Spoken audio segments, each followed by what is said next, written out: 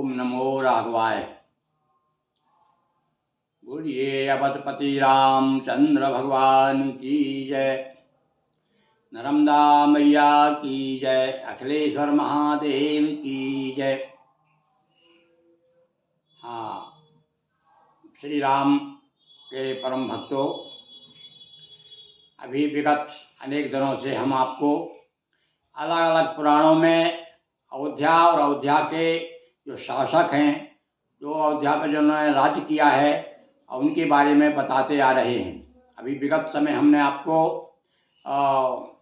स्कंद पुराण, अग्नि पुराण और नरसिंह पुराण से कथाएं लेकर के दोहा चौपाइयों में प्रस्तुत की, और आज आपको हम सुना रहे हैं भागवत पुराण में अयोध्या की महिमा। भागवत पुराण में अयोध्या का वैभव जो किस प्रकार से वेदव्यास जी ने वर्णन किया है, उसे मैंने दोहा चौपाइयों में प्रस्तुत किया है। सुनिए। प्रश्नो परीक्षित ने किया, बोले श्री सुखदेव, राम राज में अवध का वैभव भी सुन ले। राम जी जब राजा हुए उस समय अयोध्या का क्या वैभव था, क्या ऐश्वर्य था, वो देखिए। रावण मार राम ग्रह आए, नगर अयोध्या मंगल छाए। राज तिलक वशिष्ठ गुरु कीना, राजभार नगरी का दीना। राम नृपति पा प्रजा सुखारी, खिली अवध नगरी फुलवारी। जिस प्रकार से उद्यान खिल जाता है, फुलवारी खिल जाती है, उसी प्रकार से अवधपुरी नगरी का हृदय खिल गया।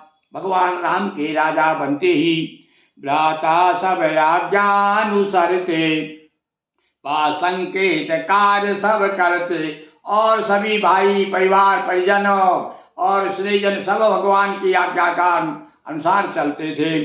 कभी कभी अनुचर ले साथा, स्वयं भ्रमण करते रघुनाथा। देखिए भागवत जी में लिखा हुआ है कि भगवान स्वयं जब राजा हो गए तो अपने अनुचरों को, अपने सेवकों को साथ लेकर के कभी कभी स्वयं भी नगर में भ्रमण करते थे। और बल्कि नवम स्कंद में तो यहाँ तक लिखा है कि भगवान एक बार छिप करके भ्रमण कर रहे थे, तब उन्होंने सीता जी के बारे में लोगों की जो बातें सुनी, इसके कारण उन्होंने उनका त्याग किया। यह भागवत कह रही है। और यहाँ तो इसमें बताया अयोध्यापुरी का वर्णन कर रहे हैं हम, तो भगवान कभी कभी अपने सेवकों को लेकर के भ्रमण पे भी निकलते थे।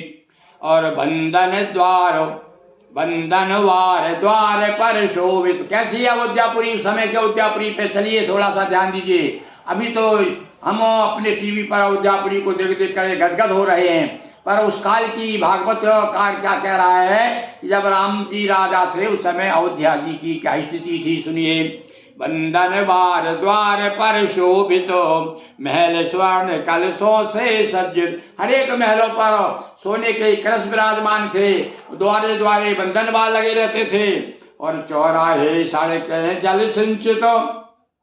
और सुबह सुबह होते ही प्रातः काल लोग अपने अपने सामने की गैल जो है, सड़क जो है, जल से सींच दिया करते थे। चौराहों पर जहाँ जाते थे वहाँ पर जल सिंचित मिला करता था। और चौराहे सड़कें जल सिंचित, केले खम्भ ध्वजाएं सो। जहाँ जहाँ पताकाएं लहरा रही हैं, भगवा झंडाएं उस समय भी जो है देखिए ध्वजाएं पताकाएं फहराया करती थी अयोध्या में, इधर उधर फहराती रहती थी। जहाँ तहाँ केले के खम्भ लगे हुए थे। और क्या देखा और वर्णन क्या किया भैया हमारे वेदव्यास जी ने उस समय का। मणिमाणिक मोती मालाएं, चमक दमक सौंदर्य बढ़ाए। और जहाँ तहाँ भवनों पर कितना संपन्न था ये देखिए। इससे ऐसा लगता है हमारा देश पहले वाकई में जो सोने की चिड़िया थी, कितना संपन्न था। मणिमाणिक की मालाएं जहाँ तहाँ लटक रही थी, और जिसकी चमक दमक से वो और सुंदरता में चार चांद लग जाते थे। खम्बे बेदूर मणि दमकते, मरकत मणि से फर्श चमकते। और फर्श कैसे थे भैया अयोध्या के राजभवन का बताया, वर्णन कर रहे हैं कि वहाँ भगवान राम का जो भवन था, जिसे आजकल कनक भवन वगैरह कहते हैं, कैसा था बोले मरकत मणि से बना हुआ था फर्श भगवान राम के राजभवन का। और खंबे पे दूर मणि दमकते, और खंभों में जो है बेदूर मणि दमक रही थी। और थी नगरी अति शोभाशाली सहज सुलभ, और दीवार स्फटिक मणि वाली। और दीवारें कैसी थी भैया राजभवन की वहां पर अयोध्या में? बोले स्फटिक मणि की दीवारें थी, और स्फटिक मणि की दीवार और बैदूर मणि के खंबे, और मणिमालिक जहाँ तक मालाएं झलक लटक रही थी मालाएं। और देखिए अयोध्या का वर्णन कर रहे हैं यहाँ पर। और क्या है कि सहज दीवारें स्फटिक मणि वाली, और थी नगरी अति शोभाशाली सहज सुलभ थे सारे साधन, किसी प्रकार का अभाव नहीं था। लिखा है ना, हमारे तुलसीदास जी ने महाराज ने भी लिखा है कि राम राज बैठे त्रैलोका, हर्षित भये गए सब शोका। सारे दूर शोक दूर हो गए थे लोगों के। तो वही बात मैंने अपने ढंग से प्रस्तुत की है, सुनिए। सहज सुलभ सारे थे साधन, सामग्री बहुमूल्य प्रसादन, और सभी वर्ग का समुचित ध्यान। कोई छोटा बड़ा नहीं था रामराज में, सभी वर्ग का बड़ा सब जैसा उचित है वैसा सबको जो है सम्मान मिलता था, सबकी देखभाल की जाती थी, सबकी रक्षा के लिए भगवान राजा राम के रूप में सबके प्रति चिंतित थे।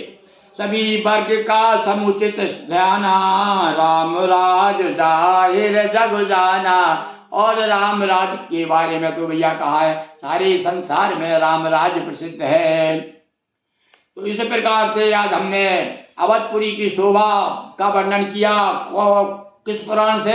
ये भागवत पुराण के अनुसार। इसके पहले हमने आपको नरसिंह पुराण, स्कंद पुराण और अग्नि पुराण की चर्चाएं की, किस प्रकार से अयोध्या का और राम जी का और उनके वंशों का वंशावली का वर्णन किया।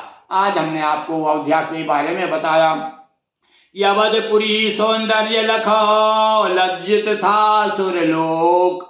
ये भैया थोड़े में सब कुछ कह दिया। अब समझ लीजिए कि कैसा वैभव रहा होगा अवधपुरी का। कि अवधपुरी सौंदर्य लखो लज्जित था सुरलोक, जहाँ राम का राज है वहाँ कहाँ भय शोक। अवधपति रामचंद्र की जय, हर हर नर्मदे हर हर महादेव शंभो। एक बार फिर से मेरे साथ बोलिए सियावर रामचंद्र की जय। जय जय श्री राम, हर हर महादेव शंभो।